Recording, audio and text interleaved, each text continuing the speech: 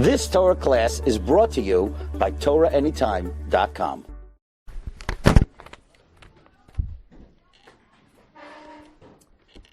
So this Shabbos is Shabbos Zachar. 2 times in the Chumash, we talk about Amalek.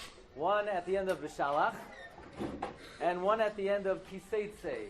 B'Shalach is a few psukim, a total of 119 words.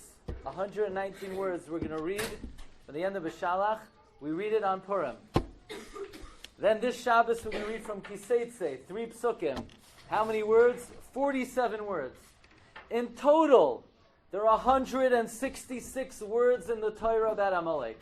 Not less, like Pachos v'Yoysa.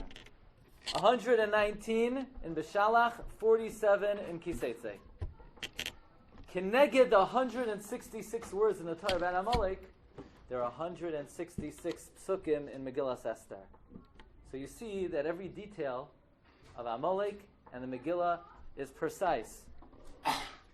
Even the first word we're going to read on Shabbos in Parsha Zachar, the trup on the word Zachar is a Zakef Gadol. Zachar. So, Rabbi, there's a pen here, there's a Zach. What does a Zakef Gadol look like? Zakef Gadol is, let's take the word Zachar. On top of it is a Vav, and 2 Yuds. It's a Vav and 2 Yuds. That's what a Zakef Gadol looks like. So the Reb Chaim Falaji says Vav is 6, Yud is 10, 26. That's Yud Kei Vav Kei. Because Amalek is Ki Yad Al Keis Ka. They want to make Hashem's name Ka. Yeah? So we want to be Mashalim Hashem's name. So even the trup is a kiyum of the mitzvah of wiping out Amalek. By the way, it's interesting because we say Keis Ka. Keis Ka is 80, Yud K is 15, is Haman, 95. That's why Haman's job is to make Keis Ka. Haman wants to be Mamayit, the name of HaKadosh Baruch Hu. You know, there's a mitzvah on Purim that is very neglected. Of course, many people focus on the mitzvah of Chayiv Inish Lebesume, but the most important mitzvah on Purim, of course, is Matanas Lavyanim. And we have Sudas Purim, we have Megillah, we have Mishlayach Manos, but there's a sort of a forgotten mitzvah on Purim. In a way, this could be the most important thing to do on Purim, but it's probably the most neglected mitzvah on Purim. There is a Chassam Sofer. Chassam Sofer wrote we have many Sfarim from the Chassam Sofer. Anybody know? On Chumash. Sfarim from the Chassam Sofer? You have Torah Moshe. You have Chassam Sofer ala Torah. But when the Chassam Sofer was young, he wrote something called Drushim va'agadas Chassam Sofer. These are like the most creative chidushim of the Chassam Sofer because he wrote it when he was young. He says he has a Mesorah from his Rebbe. His Rebbe was Rav Mendel Lilik, who had a Mesorah from his Rebbe, the Shev Yaakov, that anyone who learns Torah between Megillah Delaila and Megillah Diyayim, Muftach loy shuben olam haba. He's guaranteed a spot in olam haba. Now this is probably the one zman where there are less people learning than any time during the year. Between Megillah Delaila and Megillah Diyayim. And people are busy with very good things. Even raising money for yeshiva. But the most important thing to do, Leil Purim, is Limanat Torah. There's a haftacha. The Chida writes that if on Purim, besides being Mekayim, the mitzvah Hayom, if one is Oisek b'Talmud Torah, the Chida writes a haftacha, the Geula will come. There's a special koyach of Talmud Torah on Purim Day. Actually, there's an interesting remez. In the Megillah, it keeps on saying, put it? Lifnei Haman. Yeah, Lifnei Haman. So you take the name Haman. Question is, are you allowed to write Haman to say Dvar Torah? I mean, that's counterintuitive. You're supposed to erase Haman. There's a very interesting thing in Bava Basra. The Gemara has a series of cases, and the Gemara says the siman to remember, maybe it's an Erevin, Amalek siman. Amalek siman. So Yaakov Emden says the purpose of a siman is to remember. The last thing you want to remember is Amalek. So how could you use Amalek as a siman? How you doing? The last thing you're going to use to remember is Amalek. So how could the Gemara say Amalek is a siman? Amalek you're supposed to forget. So listen to what Rabbi Yaakov Emden says. Again, back on the truck of Parsha Zachar. It says, what are the last words we're going to say? Loi Tishkach. It says Loi Tishkach. But the truck on the word Loi is a comma. It's a tipcha. Whenever there's a tipcha, you know what tipcha means? Tipcha means pause. You can read it two ways. Loi Tishkach, don't forget to wipe them out. But if there's a comma, that means you read it, Loi, don't, Tishkach. Sometimes you need to forget to erase Amalek. When should you forget to erase Amalek? If it's relevant to Talmud Torah, you're allowed to use Amalek to help you learn. So that's what we're using. We're using Haman now. We're using Haman to help us learn. In the Megillah, it keeps on saying Lifnei Haman, Lifnei Haman, Lifnei Haman. So let's take the letters Lifnei Haman. Before a Hey is a Dalet. Before a Mem is a Lamed. For a Nun is a Mem. Ben Ish Chai writes in many places. Limud, Lifnei Haman, Lifnei Haman. The way to overcome Haman is you have to learn Torah. So I know you're busy collecting. It's very good. It's all good. The most important mitzvah to do Leil Purim, Bein Megillah, the Laila, Megillah, the Yom, you take some time for Talmud Torah. You're going to give final knockout punch to Haman. Now you heard about the taxes, right? You know about the Dvar Torah with the taxes? Naftali, somebody said it over? Some of them? I'm going to say it over. If you didn't hear it, great. If you heard it, just politely make believe you never heard it, okay? Okay, it goes like this. The end of the Megillah. Megillah ends, the third to last pasuk in the Megillah. Vayosem hamelech Achashverosh mas al haaretz v'iyeh hayam. The Megillah ends that Achashverosh made a mas. Anybody knows what a mas is? What's a mas? Taxes. The Megillah ends, Achashverosh taxed the people. So what? Why is the Megillah telling me that Achashverosh taxed the people? Why do I care that Achashverosh taxed the people? This is not a newspaper. It's not a history book. What's the purpose of Megillah Esther? The purpose is one reason. Persume Nisa, to publicize the miracle. Why is the Megillah ending off that Achashverosh taxed the people? Okay. I want to share with you an idea that will revolutionize your understanding of the Megillah. Without this idea, you sort of understand the Megillah on a very simple level. This is going to take it to the next level. The pasuk says that Haman was coming to the courtyard of the king to say to the king, to hang Mordechai, al ha'etz, on the tree, asher heichin lai. Literally, that he, what does asher heichin mean? That he prepared lai. For him, that Haman prepared it for Mordechai. So the Gemara is bothered. The Gemara says, that Haman prepared for Mordechai. So it should just say, Asher Heichin, that he prepared. Why does it have to say, for him? For him is obvious. So the Gemara darshans, Heichin loy tana, loy Heichin. He prepared it for himself. He thought he was preparing it for Mordechai. But in reality, Haman was really preparing the gallows for himself. So this is really the lens with which we have to look at everything that happens in the story. I'm going to give you a few examples. We don't have so much time. And then maybe we'll take it back to something that happened in our own times. So Achashverosh has a problem with his wife. He says, Vashti, come on, come out, come out. By the way, Reb Chaim Kanievsky has a ga'onos. Where did Achashverosh get this ridiculous idea to call Vashti to come out? He said because every day he wanted to show a davar chadash. Chazal say that Achashverosh had 1,080 storehouses. Every day, Chazal say he showed 6 treasures of the storehouse. So for 180 days, 6 times 180, 180 is 6 times 180 is 1,080. So after the 180 days, he had nothing left to do. He already showed all the treasures. So he says, okay, I have one thing left. Vashti, now it's your turn. So that's why he got the idea to bring out Vashti. Fine. And he has a problem with Vashti. Vashti's not listening. So the pasuk says, Vayomer HaMelech lachachomim yoidei ha'idim. The king said to the advisors. Now this is not America in 2023, where if the president doesn't know what to do, he has to ask the Congress or the assembly. He's a dictator. I mean, the Ayatollah in Iran, if his wife burns the cholent, then he nukes her, and he has a chasana the next hour. Probably he has a chasana every day. He doesn't ask anybody's advice. Why is Achashverosh asking the advice of the Chachamim Yoidei Ha'itim?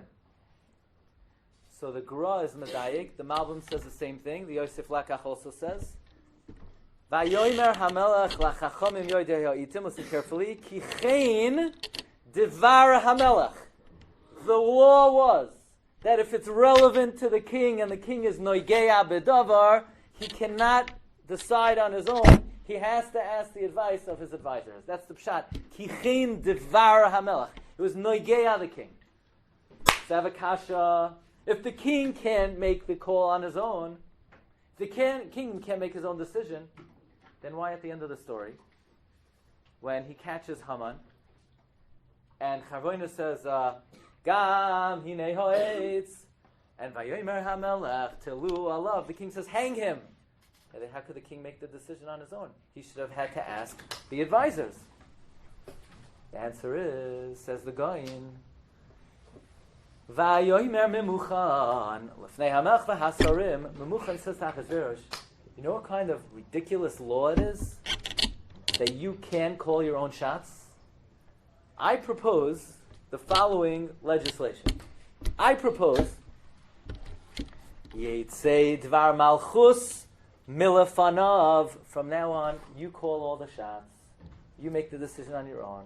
You don't ask anybody's advice. I want to change the law in Persia. You make all the calls. So who's responsible for Achashverosh being able to say to Charvoina, okay, let's kill Haman? Who made that law? Achashverosh asked his advisors, what should he do right away? What? Achashverosh asked his advisors, what should he do Right, so Achashverosh asked his advisor what to do with his wife. And I don't know what to do, how to get rid of it. After. Let's 1 second. No, it doesn't say that, actually.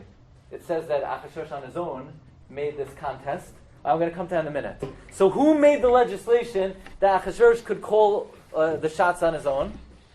Memuchan. Who's Memuchan? Haman. So who's responsible that Achashverosh knocked off Haman? Haman. Haman dug his own grave. Next thing, Yosef Lakach says. Achashverosh says, I want to marry Esther. So the advisors say, really? Who is she? I don't know. Where'd you get her? In the Jewish quarter. Really? Who are her parents? We don't know. Where did she live? A rabbi found her in the garbage. So the advisors would have said, I don't understand. You're marrying a woman who Mordechai wasn't the father. Mordechai adopted her. We don't even know who the father is. She's like a shtuki vasufi as far as Achashverosh is concerned. So the advisor says, you're out of your mind. You can't marry this lady. The last wife was Vashti. She was Miucheses. How could you just marry Esther? The Achashverosh says, because Memuchan said, I call all the shots, so I'm going to marry Esther. So who's responsible for Achashverosh marrying Esther? Haman. So you see that Haman set the table for his own downfall. I'll give you one more example before we come back to the last detail. Haman was very concerned. When Haman made the decree, who knows what day was scheduled for Chas V'Shalom, the annihilation of Klal Yisrael? What was the date? Remember? Adar. Yud Gimel Adar. Right. Yud Gimel Adar. But Haman was afraid that if the word would get out that on Yud Gimel Adar the Amalekim are going to destroy Klal Yisrael, so the Yidden would find out about it, they would go to the mayor, they would go to the governor, and they would bribe him, and they would get out of the Gzeira. So therefore, says the Goyin, Haman was very careful.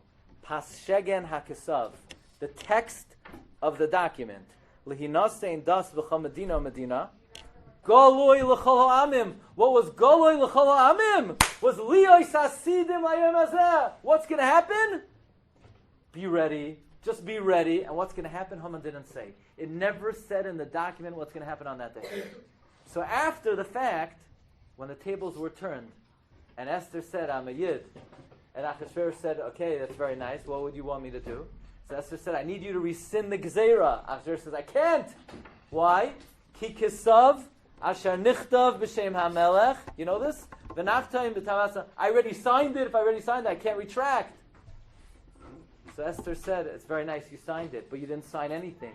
The document never said what's going to happen on that day. So we're going to tweak the document that instead of the Yidden killing their enemy, instead of the Yidden getting killed, Liyos haYehudim asidim layoim hazeh liyinoke me'oiveim. Instead, because all the document said is, be ready, but it didn't say what would happen. Haman made sure to write it that way because he was afraid if we would find out about it, we would be mavatal it. But by writing it this way, he made it possible for us to kill the Amalekim. So how did Mordechai know to fast? How do you know to fast? Rashi says, Bal hachaloimos amar lai. What do you mean, how did Mordechai know to fast? Meaning, I said the whole, when Mordechai, and that's the whole. No, Mordechai knew what the Gezer was. Actually, because the Gra learns the pasuk before, secretly Haman sent letters to all the mayors and all the governors that he's going to kill the Yidden on Yud Gimel. But he just never wrote it in the official document signed by Achashverosh. So that was the plan. Mordechai knew the plan. But the official documents, the Goin says, did not say that. Okay, so let's come back. Let's come to the taxes. So I was learning Sefer Ezra. And in Sefer Ezra, Perek Vav, it talks about 10 years after the Purim story, Klal Yisrael is coming back to rebuild the second Beis HaMikdash. And the problem was that Klal Yisrael had no money to build the second Beis HaMikdash. So there was a man by the name of Daryavesh. Who's Daryavesh? He's the son of Esther's son. Achashverosh marries Esther. Their son is Daryavesh. Now Daryavesh was a Yid. He was Jewish. Esther's the mother. And the Yidden turned to Daryavesh. And they say, Darius, do us a favor. Can we rebuild the second Beis HaMikdash? He said, sure, no problem. The Yidden said, we have no money. So the pasuk says in Ezra Perek Vav that Darius opens up the royal treasury of the king, and he gave Klal Yisrael all the tax money to rebuild the second Beis HaMikdash. And I ask you, where do you think Daryavesh got all this tax money from to rebuild the second Beis HaMikdash? Vayasem hamelech Achashverosh mas al haaretz. Here's how the story ends. The story ends, Achashverosh taxes the people. Then he dies. Darius inherits all the money. He then takes all the tax money of the king and he uses it to fund the second Beis HaMikdash. Watch how this is the most incredible ending to Megillas Esther. Because the story begins that Achashverosh was having a Suda. What was he celebrating at the Suda? That the Navi Yirmiyah said that in 70 years Beis HaMikdash will be rebuilt, and the 70 years are up and they're not rebuilt. So Achashverosh says the Beis HaMikdash will never be rebuilt. So Achashverosh is having a Suda to celebrate what he thought was the eternal destruction of Beis HaMikdash. And in the end of the day, Achashverosh has become the chief fundraiser to rebuild the second Beis HaMikdash. But it's more than that. If you would have asked Achashverosh, what are you celebrating at your party? I'm celebrating that the Beis HaMikdash will never be rebuilt. Hashem says, you fool, now you're not celebrating the Beis HaMikdash will never be rebuilt. You're celebrating the building, because at your party, you're going to call Vashti. She's not going to listen. You're going to kill her. You're going to marry Esther. You're going to have Daryavesh. And he's going to take all your money to build the Beis HaMikdash. So the very party that you think is celebrating Churban is going to cause the binyan Beis HaMikdash. That's the full circle of Megillas Esther, and that's why the Megillah ends that Achashverosh taxed the people. So if I may, I want to share with you 2 times in recent history that we find a similar phenomenon. May I? Okay, so you ever hear of Lakewood Yeshiva? Yeah? Yeah, okay. Where is it? New Jersey. Who built Lakewood Yeshiva? Rabbi. That's what you thought. You thought that. But it goes way back. I want to tell you who really built Lakewood Yeshiva. 500 years ago, there was a man and a woman, and they were going on a mission. It was called Reconquesta. Reconquesta means they're going to conquer the entire Iberian Peninsula. They're going to rid it of all Muslim infidels. And they're going to expel every single Jew, so that no Jew will ever have a haven, will ever have a yeshiva. There'll never be a yeshiva again. There'll never be a Beis HaKnesses again. There'll never be Yiddishkeit again. Their names were King Ferdinand and Queen Isabella. The expulsion was set for August 2nd, 1492, Thursday, Tisha B'Av. You know that? It was set for Tisha B'Av. They get a knock on the door. What do you want, Christopher? Christopher said, I have a great idea. Why would you only want to rule over the Iberian Peninsula? Why don't you expand your influence? We'll discover another continent. Really? That's very expensive. Christopher said, that's why I came to you. I want you to pay to finance the discovery of this new continent. So they said, okay. So on August 3rd, the day after the expulsion of Spain, financed by Ferdinand and Isabel, Christopher Columbus set sail to discover America. We have a record of when the Yidden left Spain in 1492. They left on boats. They waved goodbye to the Nina, the Pinta, and the Santa Maria in the harbor in Spain. The next day, after 300,000 Yidden were thrown out of Spain, that very couple of this wicked couple, Ferdinand and Isabella, Hashem said, you're going to kick the Yidden out of Spain. I'm going to use you to discover America so that they could have yeshivas like Darchei Torah. And I know there are a lot of plaques on the Darchei Torah. I saw one or two. But one that is missing is there should be a big plaque. Thank you, Ferdinand and Isabella, for discovering America. Because without them, we wouldn't have Yeshiva Darchei Torah, we wouldn't have Lakewood Yeshiva. So who did HaKadosh Baruch Hu use? Who did HaKadosh Baruch Hu use so that there should be Torah for Klal Yisrael? The very Rishonim that wanted to put an end to Torah. Give you another example, if I may. Anybody know, in the last 200 years, who is the biggest butcher for Yidden? That's Hitler. That's what I would have thought, right? Probably Stalin. Stalin killed more than 20 million of his own people. Not all Yidden. No, but I'm gonna. Okay, I'll tell you the whole story. Okay, but whatever we say here stays here. Okay. In 1948, the Jews were fighting a war of independence. Whatever your shita is about Eretz Yisrael, if we would have lost the war, it would have meant many Yidden would have been killed, and in all likelihood, we would not have Torah in Eretz Yisrael the way we do it today. We were losing the war in 1948. Stalin got in his head that if the Jews win the war, since the Israelis were socialists, Stalin thought they would be communists. So Stalin paid for the War of Independence. Not only that, he sent troops to fight the war. You know why we have a Mir Yeshiva in Yerushalayim today? Thanks to the biggest butcher in the history of the world, Joseph Stalin. If not for him, then we wouldn't have Torah in Yerushalayim the way we do today. Why? Because the Rebbe Shalom said, let me tell you, Chiddush Noira. The Talmidei HaGra, Rab David Tevel, you ever hear Rab David Tevel? The Gra's main disciple, main Talmud was who? The Goin. Who's the Goin? The Vilna Goin. Who's the main Talmud? Chaim Volozhiner. Rab Chaim Volozhiner's Talmud was? He had many Talmidim. Rabbi Shua Heller. I believe Rab David Tevel, the Nachlas David. Nachlas David wrote a sefer of Joshua called Beis David. He says like this. He says in the Golos, Rebbe Shalom is not making open miracles. Because you can't do that. It doesn't work that way in the Golos. So how do we know that HaKadosh Baruch Hu is with us? Says Rab David Tevel, the clearest demonstration of the Yad Hashem in the Golos is when HaKadosh Baruch Hu says, I don't need to strike Haman down with a lightning bolt. I don't need to strike down Stalin. I'm going to use the Russia for my purposes to bring about bracha and salvation for Klal Yisrael, that's the greatest ability to see HaKadosh Baruch Hu in the world.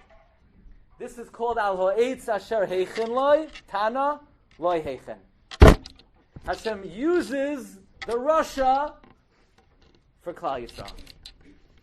So I'll tell you the end of the story.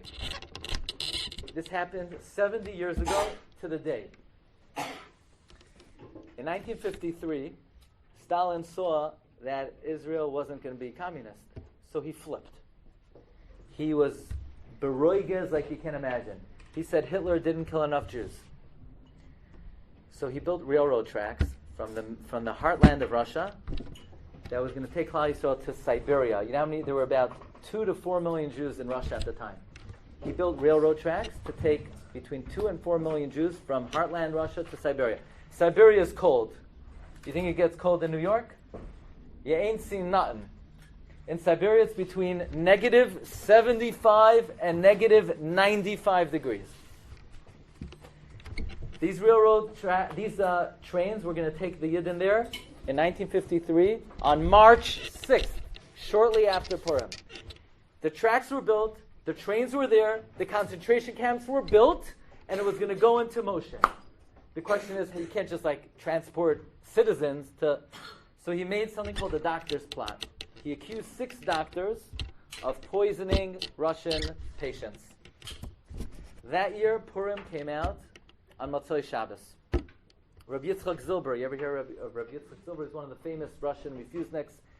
He's reading the Megillah Motzei Shabbos Purim, and he turns to the inmates, and he says, You hear the story? 2,000 years ago, there was a Haman. He was like Stalin, and Keherefayim, the Rebbe Shem knocked him off. It could happen again.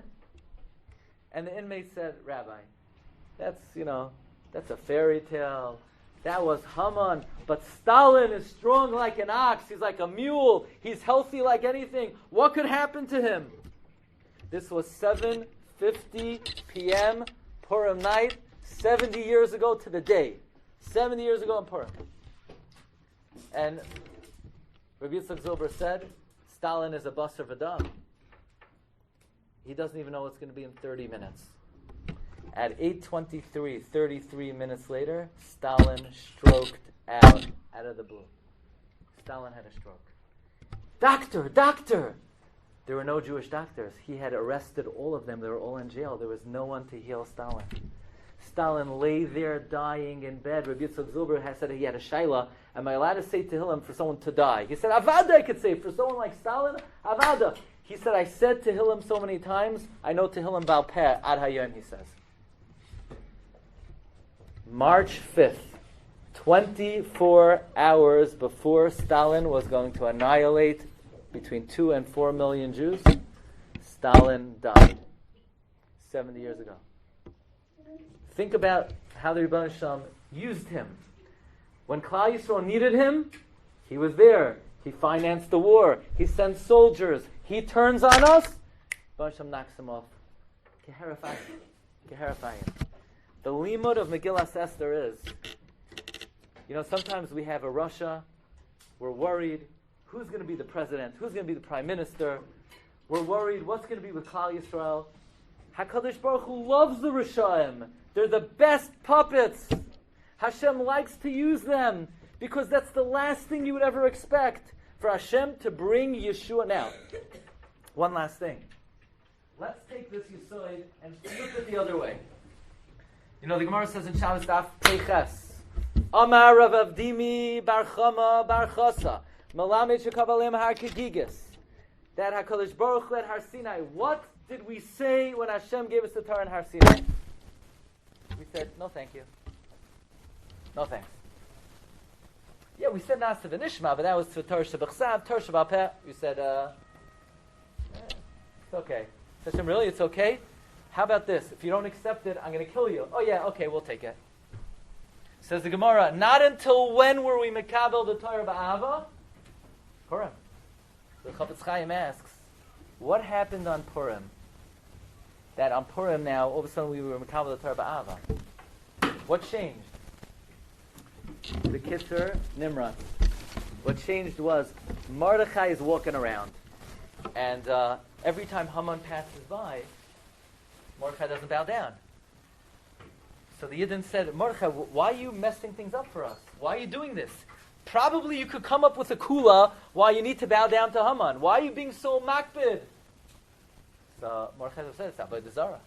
Yeah, but Klal Yisrael said, yeah, but we can't keep the Torah under these circumstances. Mordechai said, Avodah Zarah is Avodah Zarah. And Klal Yisrael had a taina on Mordechai. Why are you doing this? Says the Chafetz Chaim, from the day HaKadosh Baruch Hu gave us the Torah, you know what Klal Yisrael thought? Well, yes, we'll be makabel the Torah. Whatever you say, Hashem. But you should know that we think that by being Mekayim the Torah, it's not always so good for us. We'll daven with the minyan 3 times a day. We'll learn B'kviyos. The only thing is, we think we're not going to make as much money. Or we'll be Mekayim the Torah, but we think life won't be as enjoyable.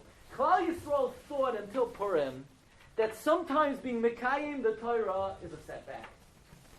You know what they saw from Purim? That Mordechai was makbid, kechut hasara on this halacha. And even though it looked like he was making things difficult for Klal Yisrael, but al yedei that he got Haman angry at us, and Haman made the gallows, Haman ended up hanging on those gallows. And we killed 75,000 Amalekim. And we ended up building the second Beis HaMikdash.